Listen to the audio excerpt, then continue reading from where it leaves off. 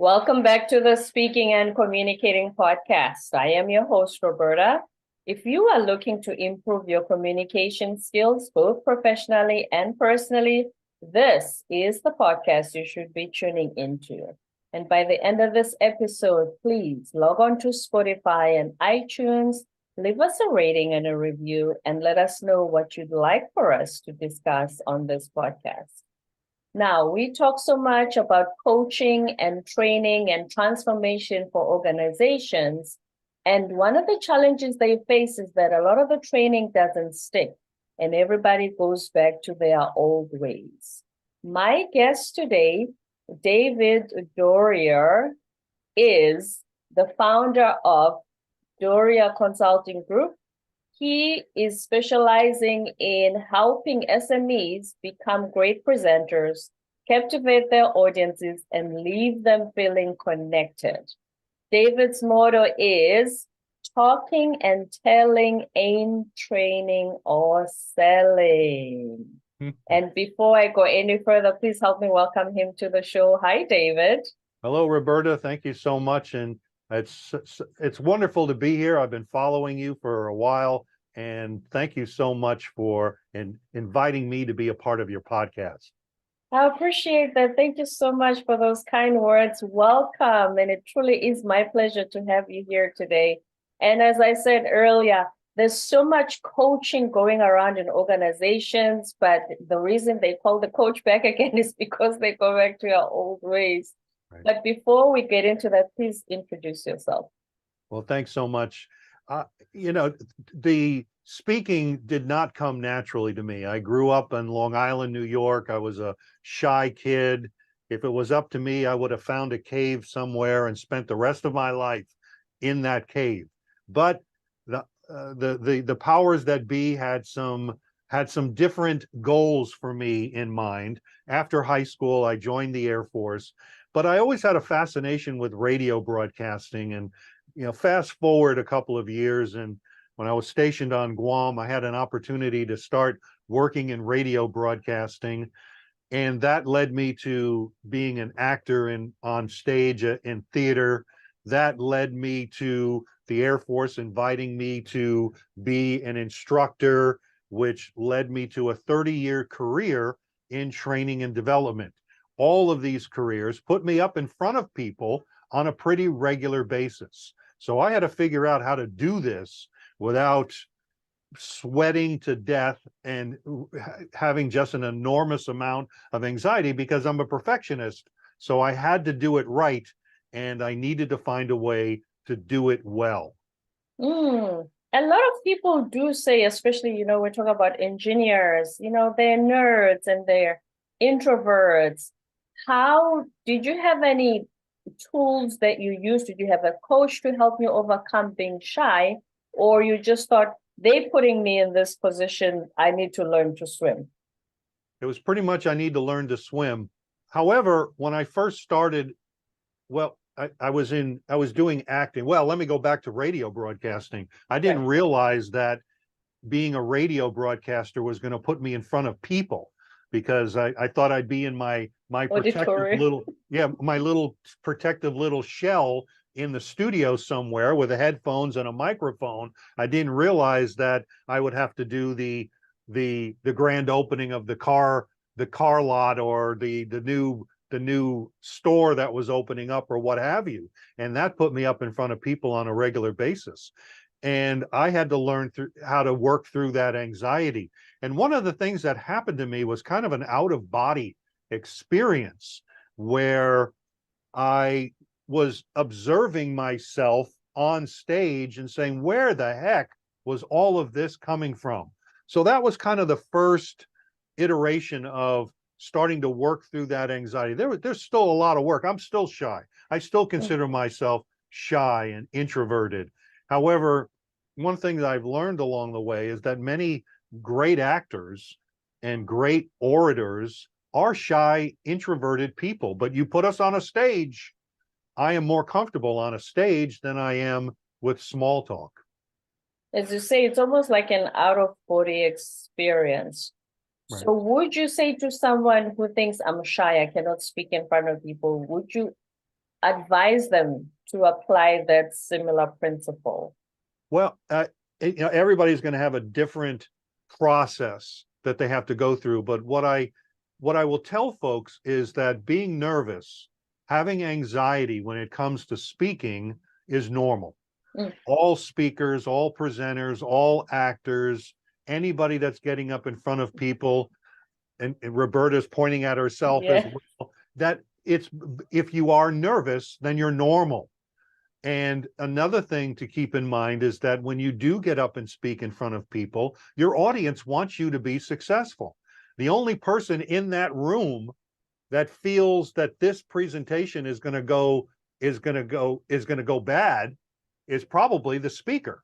Everybody else in the room feels that this is going to be a success. So keep in mind that being nervous is normal, and your audience, they want you to be successful. So those are two things that kind of help with the anxiety. Now, in my coaching business, everybody's different. I work with folks to help them work through the anxiety, and there's some tips and tricks to do that. It certainly is normal. Earlier, when I started the podcast, I had a guest who said, Michael Jackson used to be so nervous before every performance. I said, excuse me, who?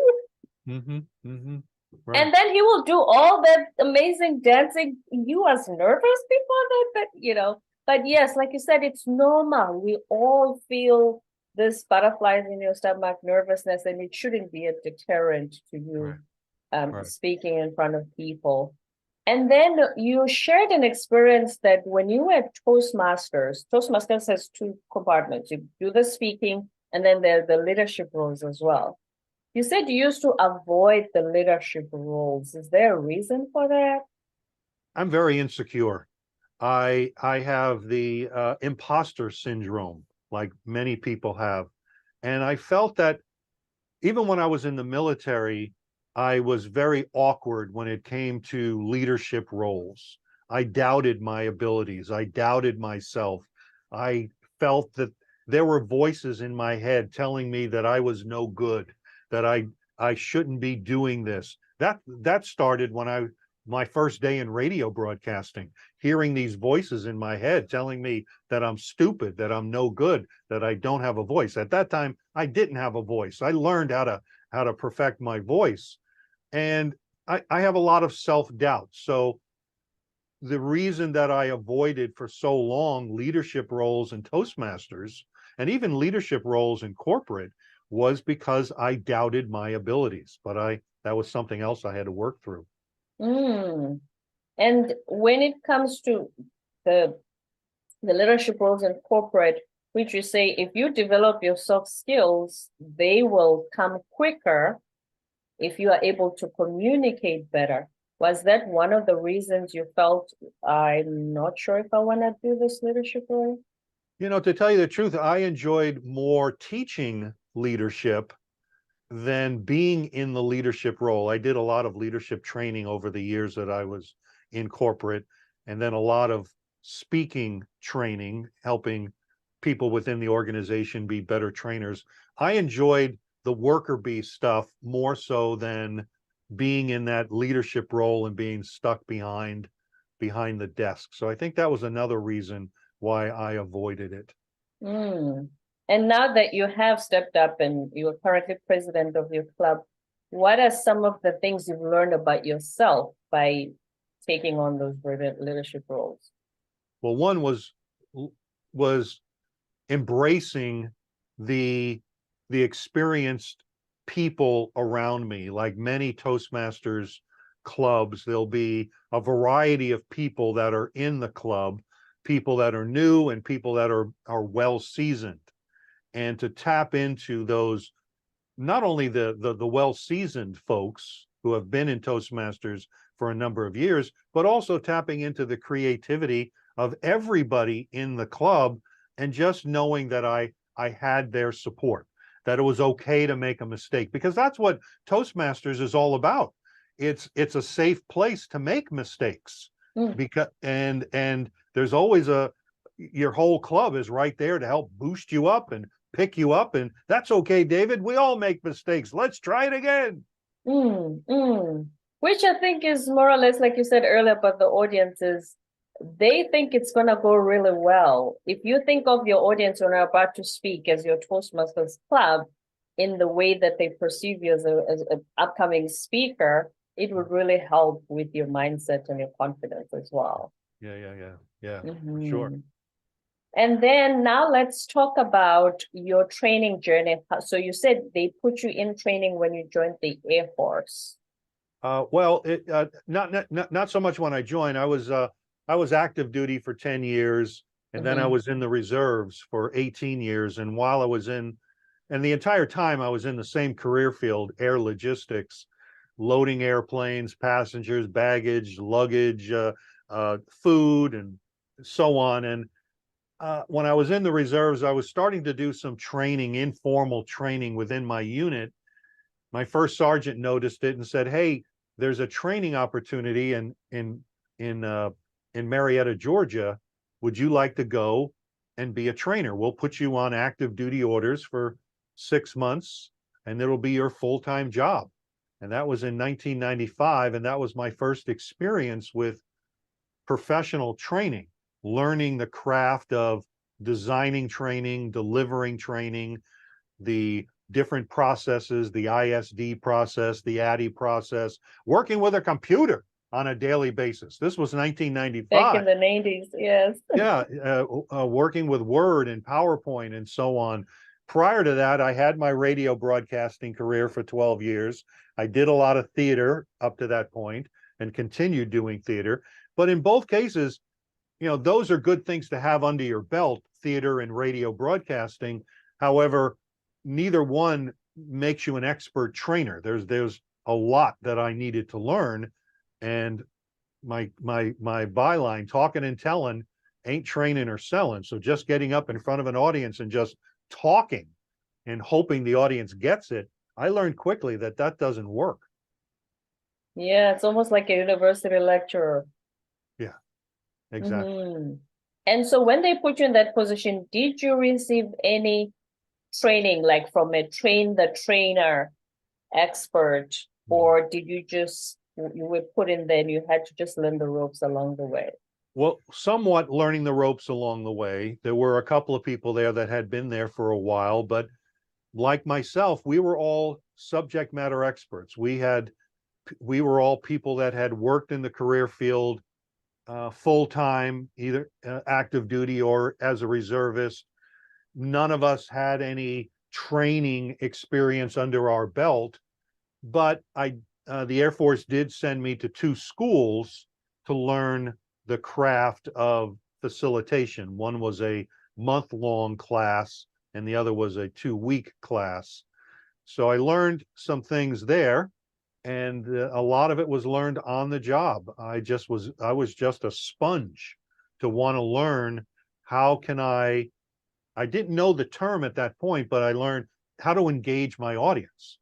And one of those aha moments came while I was training.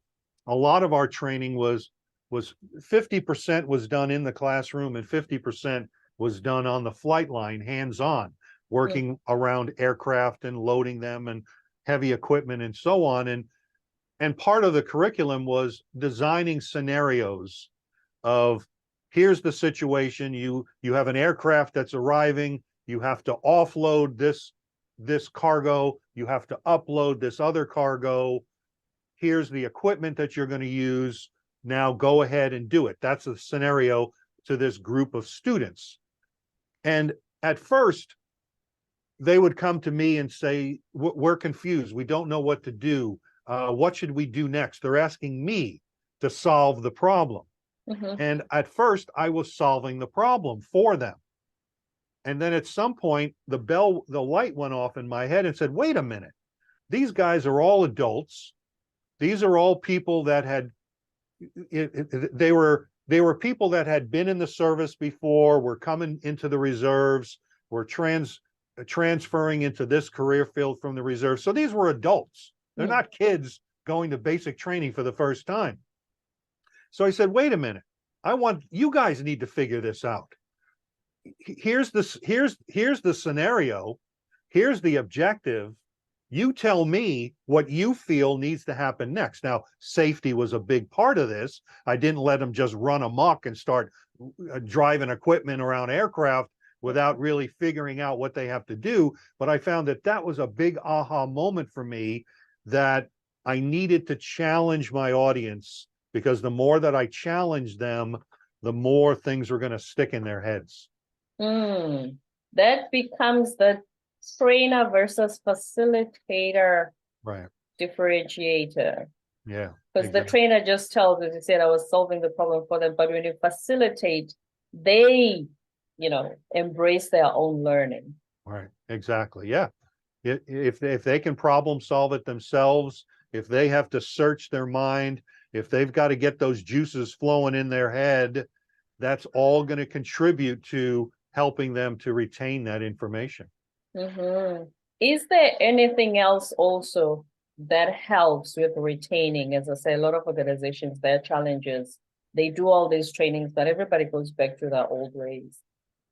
Well, the biggest thing would be another thing I learned many years later in corporate, when I started training trainers to train, was the adult learning theory.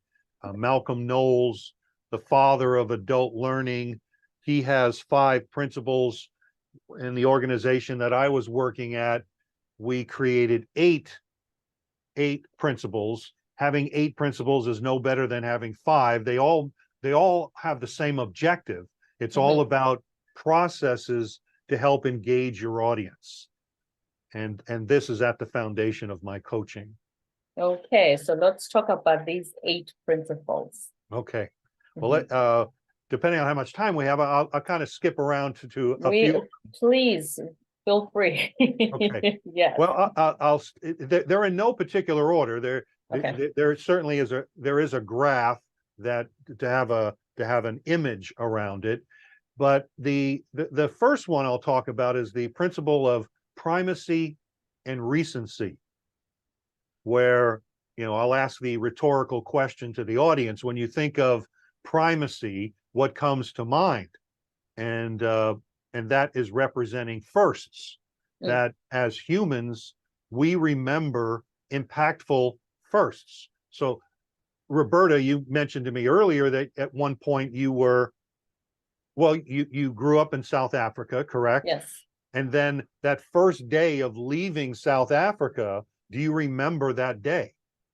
Yes, because all of the emotions, the mixed emotions I was going through at the time. Yes, of course. Exactly. But what about if I was to ask you, how did you feel on the 3rd day or the 5th day? Could you immediately recall that? Barely. So there's my point, that we as adults, we remember impactful firsts. So when it comes to presenting or training, an impactful first would be your opening. So that opening of your training session or your presentation, your speech, your keynote, whatever it is, needs to be impactful enough that people are going to lean in and they're going to remember it. So there's the principle of primacy, that remembering that impactful first. The other half of that is the principle of recency. I think people can almost figure out what that means, thinking that impactful firsts, recency, meaning impactful lasts, or something that is most recent. So if I was to ask you the last time you went out to dinner, can you remember the last time you went to dinner? What about the 3rd to last time you went to dinner? Can you think of that? I'll have to think where we went first. Exactly. That's how much I don't remember. And that's fine, but that's again that example of it would take more thinking and maybe of really researching to figure out what went on three times ago versus the most recent. So, and how that relates to speaking or training is that the most recent thing or the conclusion is going to be very impactful. That last thing that your trainees are going to hear is going to stick in their minds. So you have to have an impactful opening and an impactful closure. So that's primacy and recency. Okay, next one. The next one would be the principle of ownership.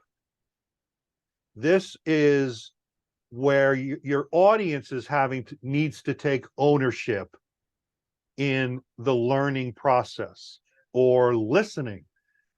These principles can also be used in a meeting, where if I am running the meeting, I need to have an opening or an introduction to this meeting that's going to get everybody in that room that's sitting around that table to take ownership that, yes, this is an important meeting. Yes, we need to participate. Now I understand why I'm here. I understand my purpose in this meeting. These are the participants. So your audience needs to take ownership. So, for example, can you think of in a situation where if your audience doesn't take ownership, what do you feel is going to happen? They're going to be on their phones.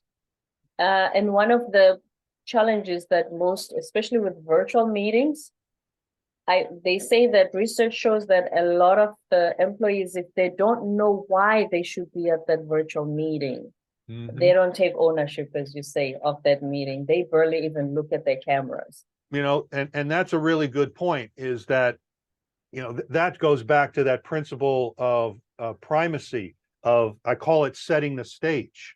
Why are we here? What are we doing? What's the purpose? Why am I here? Why do I have to stop working and be in this meeting?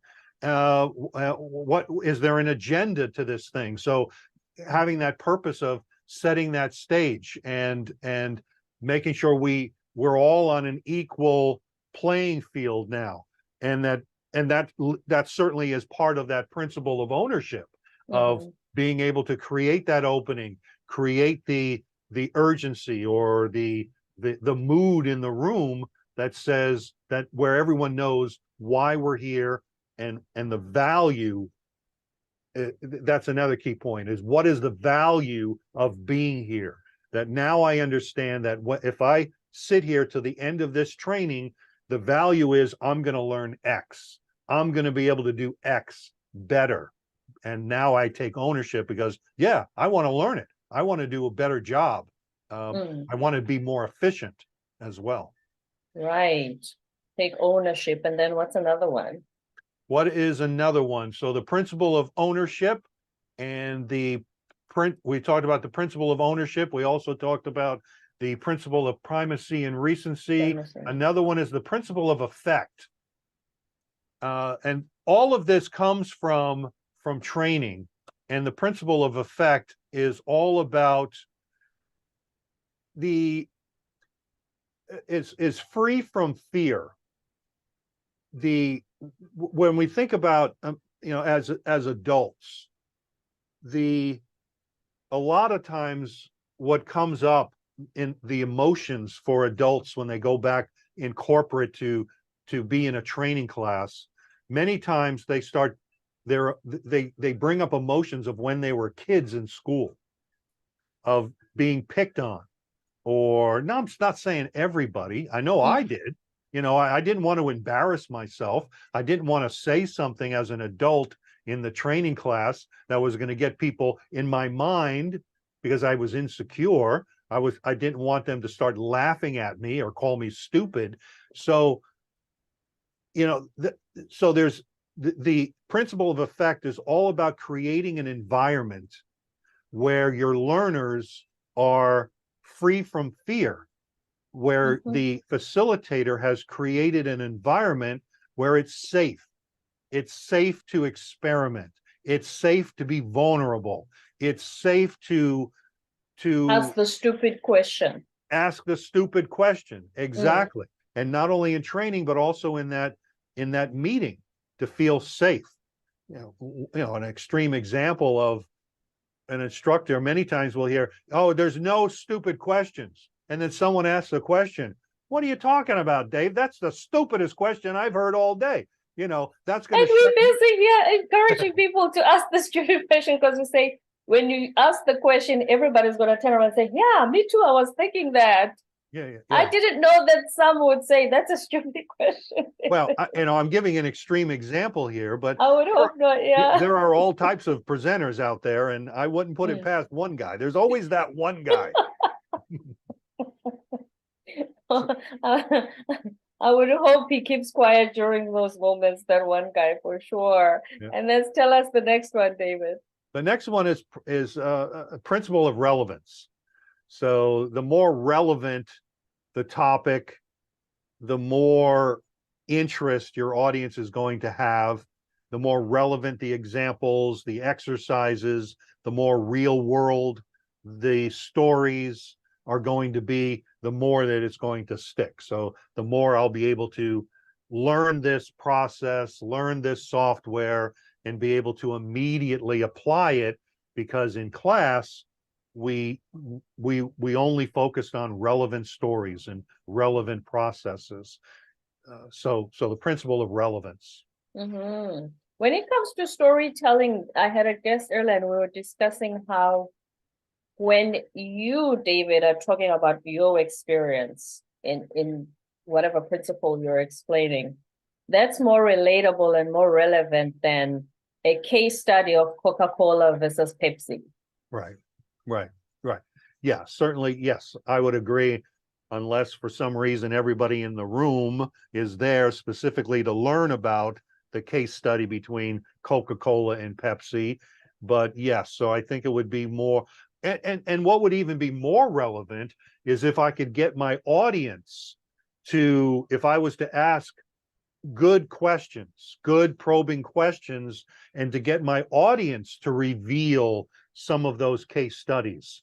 For example, Roberta, and I'll just throw this, Roberta, you've worked with this software. Let's use this. You've been a speaker and you've trained people for a number of years to be great speakers. What's one thing that you have found that people struggle with the most? People struggle with the voice in their heads that tell them they won't be able to be speakers. Okay, great. So there's an example of, instead of me saying that same thing, I'm now getting my audience to chime in, and I'm engaging my audience and getting them to create those stories. So, I could follow that question up. So based on your experience of these people having these voices in their head, how did you work with your clients to help them work through some of those voices? Some of the things we remind them of is what we said earlier, which is the audience is rooting for you. Nobody sits there and says, oh, I hope they mess up. I have my phone and camera. I'm going to make them go viral on Twitter. Nobody does that. Right. So it's again, to remind them that the voice is just in their head. It's not a real life scenario. Right. So there's an example of those stories are relevant. It is dealing with our subject, which is public speaking, but it's not me that's telling the story. It's not me that's talking about what has frustrated my clients, the number one thing. I'm getting my audience to do that for me. And that's another great way to engage the audience. Yes, they come up with the story that they relate to. Yeah. And what sorry, go ahead. No, go ahead. Please finish up, because I was going to ask you the next principle. Okay. So I was going to say is that a lot of times you'll be surprised that by going to the audience and asking them questions and getting them to reveal struggles or giving you responses to questions, many times they'll come up with answers that you didn't even think of. Like, wow, that was a good one. I'm writing that one down. I never thought of that one before. It's because you've got a classroom full of people that have a varied amount of experiences. They're all coming here with a lot of knowledge. Maybe they don't know everything you know about public speaking, but they know a lot of stuff. So asking them questions, I have always been surprised by my audience, always. I think one thing to highlight there on that point is, that means when you're a trainer, you don't come with the idea that you know everything just because you have the material. Mhm. You are just coming to information dump on them. Yeah. Information overload. I call it vomiting information to your audience. I think that something you said earlier about the difference between a trainer and a facilitator is that I like to think of myself as a facilitator is taking my audience on a journey. I know I know where we are starting off, and the starting off point is where is my audience right now as far as their current knowledge level of the material. Where are they at?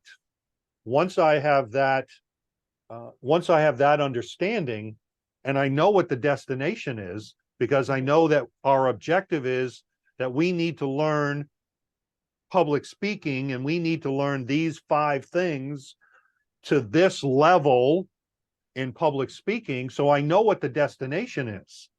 Yes, I have a lesson plan. However, I need to be flexible enough that at times, based on the questions, not to go too far off into left field, but to you know, being a facilitator is a workout. I know when my wife first started facilitating workshops, she was doing a lot more talking than facilitating, and then slowly when I worked more with her, but she learned quickly that it's a workout. It's not, I'm going to be a trainer. It's so easy. It's a workout. So you mentally, physically, it's a workout because you got to look at the clock. I got to look at where is my audience, knowledge wise, where do I need to be? I need to break for lunch. When we come back from lunch, am I on time? Am I going to reach my objectives? So that's all part of that, being that good facilitator. Back to that question part. In one of your previous interviews, you said when it's closing and it's the Q&A session, some of the presenters make the mistake of asking, are there any questions? Oh, yeah. Yeah. What's the one question a facilitator or a trainer or a speaker should never ask? And that is a closed-ended question. 9.9 times out of 10, when a facilitator or someone asks, are there any questions? 9 times out of 10, there's never a response. There's nothing. So the question needs to be an open-ended question. For example, Roberta, what questions do you have about the principle of relevance? A very specific question about that. What questions do you have about the principles of engagement or the adult learning theory? What was the first thing that we talked about in the adult learning theory? Those types of very specific questions.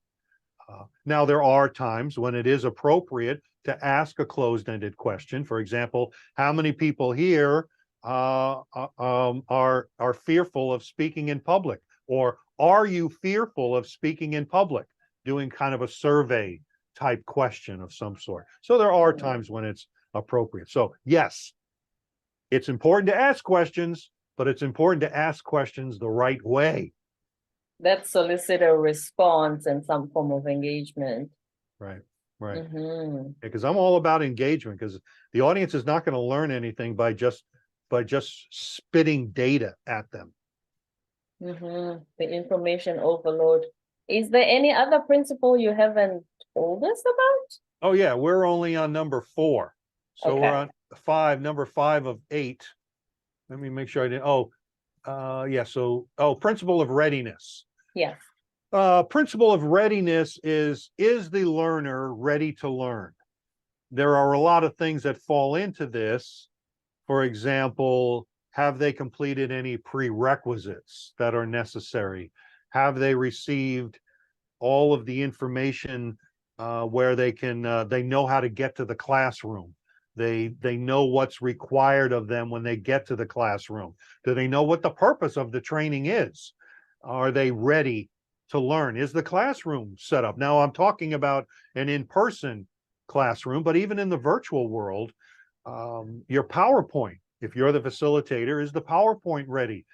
Has the facilitator learned how to use Zoom? And nothing is more frustrating than sitting in a class, a virtual classroom, where the facilitator can't even figure out how to turn on their microphone, and or how to share the PowerPoint, just basic things like that. So that's also part of that readiness, is are the participants ready to learn, and it has the facilitator prepared everything in advance that needs to be prepared, so there are no hiccups during the training. Right, readiness. And let's go to the next one. The next one is the principle of complexity. This is the one that I have found that when I was working with helping folks move into a training role in corporate, this is the one area that they struggled with the most. They struggled with all of these, but they struggled with this one the most, the principle of complexity. I worked with a lot of IT folks that were moving from a development role or a project management role into training. And the principle of complexity has a number of factors to it. One is understanding your audience. Where is your audience right now in their current understanding of the topic? The principle of complexity is first understanding where is your audience, and then meeting your audience where they are at, and then slowly bringing your audience with you over to I'll call it the deep end of the pool. Right. So a lot of times when I'm training this, I'll ask my audience, I'll say, have you ever been in a training, either in corporate or in college or in high school or wherever, and the instructor started right off with very complex information that went right over your head? Have you ever experienced that? And I'll ask you, Roberta, have you ever experienced that? Yes. And then the first thing that happens is I don't feel like I'm going to learn anything here. Right. So you start doubting yourself, like, wait a minute, are these other people getting it and I'm not? Am I the only not smart one right now? Exactly. Well, that guy over there looks like he's getting it. And I'm not getting it. So I call that where the facilitator has dove into the deep end of the pool. And so now what they've done is they've taken all of their participants with them, and they're all drowning at the deep end of the pool.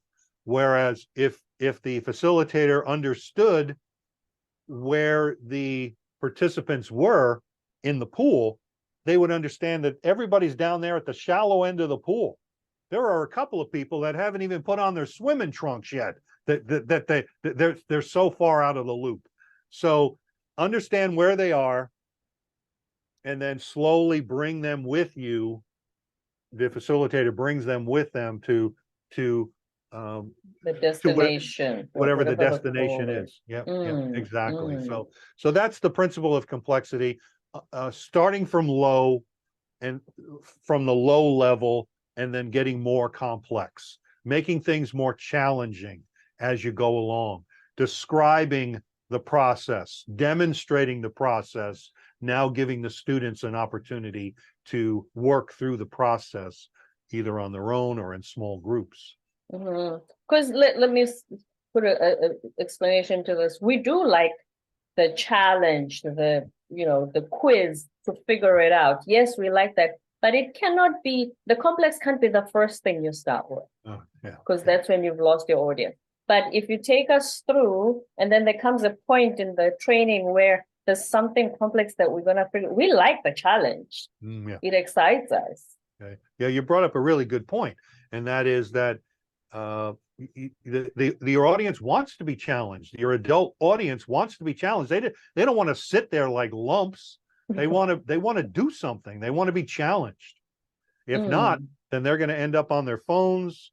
They're going to be searching the internet. They're going to be doing all kinds of things, but they're not going to be listening to you. For sure. David, is the last one I was counting? Are we on 7th? Last one for the 8th principle? Well, there are two more, but I'll go through them quickly. The next one is the principle of impact, and this is incorporating stories, analogies, examples,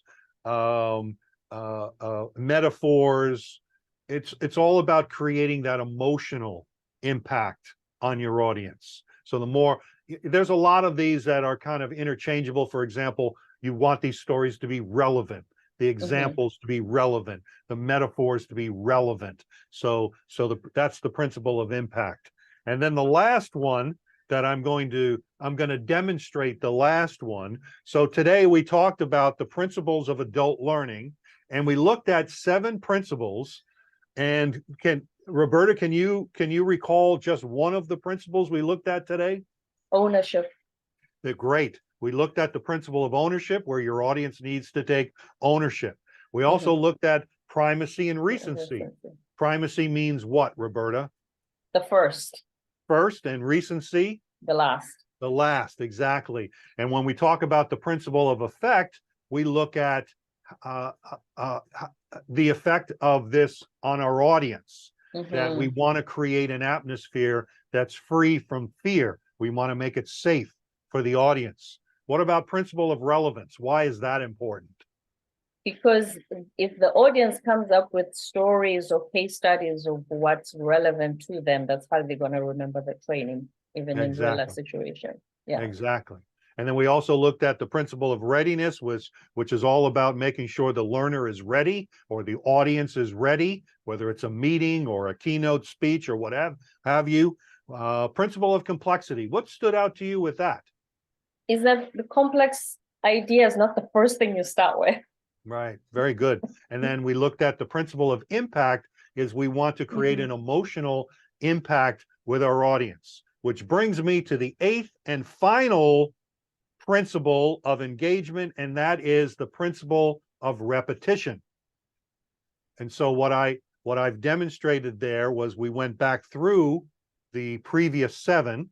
I utilized my audience to help me with that review. Certainly I could stand up in front of the audience and do the entire review on my own, but the more that I challenge my audience to come up with some of these answers, the more that they have to search their brain, get the juices flowing, the more that it's going to stick in their mind. So the 8: primacy and recency, principle of ownership, principle of effect, relevance, readiness, complexity, impact, and the principle of repetition. And in impact, that emotional part, if you look at how the other principles as well, like when you asked me about my first day going to Korea, it's the emotion that made me remember. That's why we say the storytelling, everything should drive, make the audience feel some emotion. Right. And there again is a great example of, in primacy, when you're opening your presentation, you're opening your meeting, that there needs to be impact there as well. The audience needs to take ownership immediately, but they need to feel, why do I need to feel why this is important to me. I need to feel why we need to change these processes. So all of these can be incorporated together or separately, these principles. Excellent stuff. The 8 principles of engagement, David Doerrier. Is there one thing I didn't ask you today that you were really hoping you'd share with our audiences during the show? Well, I love doing what I do. I love helping people to be better presenters, to be better speakers, to have a more engaging presentation. Your audience, well, they'll be able to see a picture of me. I've been a professional Santa for 30 years. I love that. And so I incorporate a lot of things into my training. I've taken improv classes and theater classes and training classes, and Santa is a part of my world as well. So all of those things come out in my training. So who better to get presentation skills training from than Santa Claus? Who better indeed? And hopefully you'll be giving us gifts on Christmas Eve. David Doerrier, thank you so much. This has been such an enjoyable conversation, but more than anything, I feel like you engaging me and helping practice these principles. A lot of the time when we have interviews, we just talk about the concepts, but it was so good to demonstrate how they work in a real life scenario. So I appreciate you for doing that. Thank you. You're welcome. Thank you. Thank you for being here. Don't forget to subscribe, leave a rating and a review on iTunes and Spotify, and stay tuned for more episodes to come. And David, before you go, where can we find you on the web? Oh, great question. You can find me in two places. One is my website, presentyourwaytosuccess.com, and on LinkedIn. If you just put in my name, David Doerrier, Doerrier, you won't find another David Doerrier on there. If you do, let me know. But every day, Monday through Friday, I'm posting tips and tricks on how to be a great presenter. For sure. Talking and telling ain't training or selling. David Doerrier, thank you so much for being on our show today.